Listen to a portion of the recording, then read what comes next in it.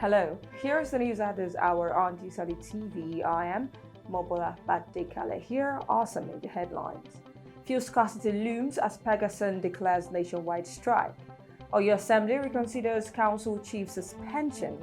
Mali ex-president TOURE dies at 72. And in the world of sport, NPFL gets December 6th resumption date for 2020-2021 season.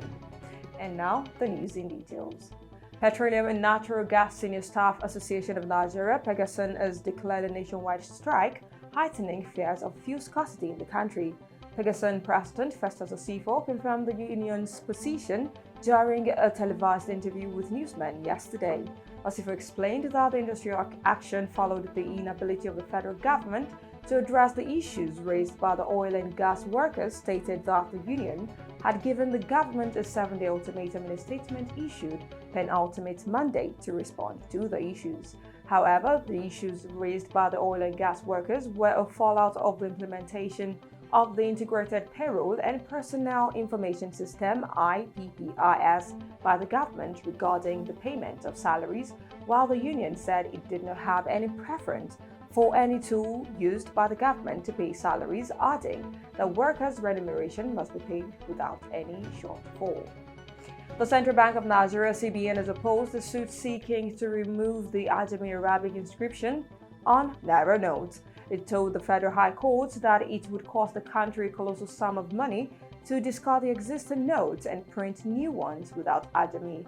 The CBN said Ajami is not a symbol of or mark of Islam but an inscription to aid non-English speakers who are literate in the use of Ajami for trade. The Apex Bank made the submission in a counter affidavit to a suit filed by Lagos-based lawyer Chief Malcolm Omirobo before the Justice Mohammed Liman.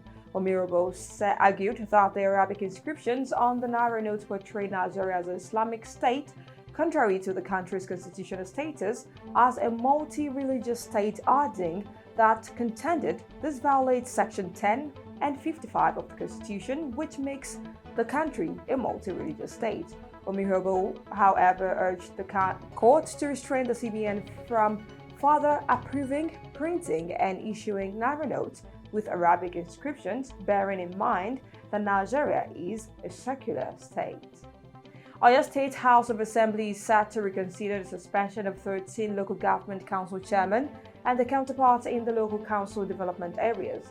The affected council bosses were suspended by the state lawmakers recently for failing to submit the report on the earth-moving equipment in the respective local government areas. The decision to reconsider the suspensions was indicated in a statement by the Publicity Secretary of the People's Democratic Party in the state, Akim Olatunji, on Monday.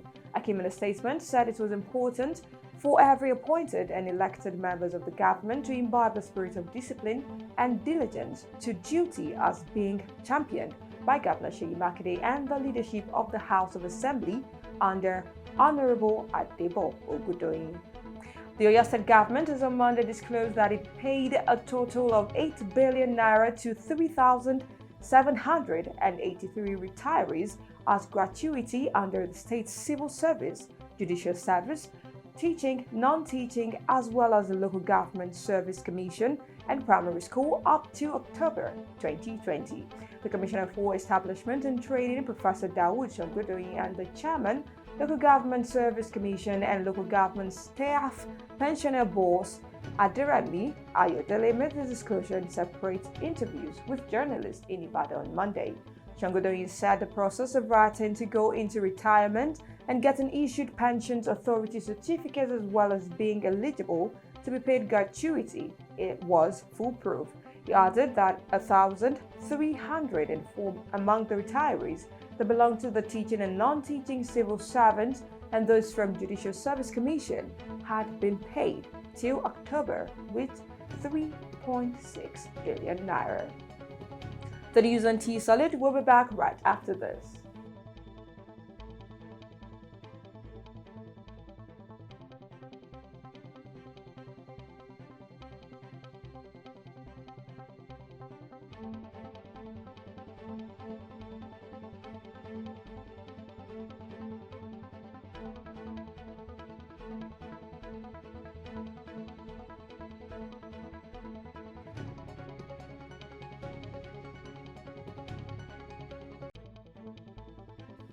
Welcome back, and now to some foreign stories. Mali's former president, Amadou Touré, who led the Sahel nation for a decade before being ousted in a coup, has died in Turkey at the age of 72. His nephew, Oyo Touré, told newsmen that Amadou Touré died in the early hours of today in Turkey, where he had been taken for health reasons, adding that the former leader had recently undergone heart surgery. Touré, a former soldier, first took charge of the country for a year in 1991, helping to overthrow the previous regime and install democracy. He won presidential elections in 2002 and 2007, but was overthrown in 2012 by the mutinous soldiers, who accused him of failing to support the battle against both Tuareg rebels and jihadist insurgents. United States Defense Secretary Mark T. Esper was fired by President Trump just yesterday. Trump announced the decision on Twitter, saying in an abrupt post that Esper had been terminated. He wrote on Twitter that he was appointing Christopher C. Miller, described by the president as the highly respected director of the National Counter-Terrorism Center, to be acting defense secretary.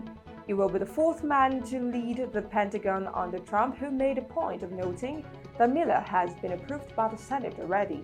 Miller, former Army Green Beret, who previously served as the top counterterrorism policy official in the Trump White House's National Security Council. And now moving on to the exciting world of sport, the Nigerian Professional Football League (NPFL) has announced its resumption for the 6th of December 2020. This was made known on Monday when the fixtures for the upcoming season were being made public by the league management company LFC. The league, which was suspended due to the COVID-19 pandemic, will feature same teams that competed in the 2019-2020 season as team got relegated. However, the LFC had earlier this month certified 13 stadia that met minimum requirements to host games for the commencement of the new season. Super Eagles players have started arriving at the Nigeria's national team campsite in Benin City ahead of the 2021 African qualifying doubleheader with the Lion Stars of Sierra Leone on November 13th and 17th respectively. A tweet from the Twitter handle of Nigeria Football Federation indicated that the Leicester City, Kelechi Iheanacho, Sparta Rotterdam, Maduka Okoye, and Ahmed Musa are part of the early birds for the games, and they are due to hit Benin City today. The Eagles are first in Group L of the 2021 African qualifiers with 6 points from 2 games that they could pick the ticket as group leaders, with 2 games to spare if they manage to grind out maximum points from the next 2 games. Meanwhile, the Confederation of Africa Football (CAF) has categorically stated that no journalists or supporters will be allowed inside the Samuel Ogbemudia Stadium, Benin City, for Friday's 2022 Africa Cup of Nations qualifying match between Super Eagles of Nigeria and the Lion Stars of Sierra Leone. And with that, we've come to the end of the news. Here is a recap of the major headlines.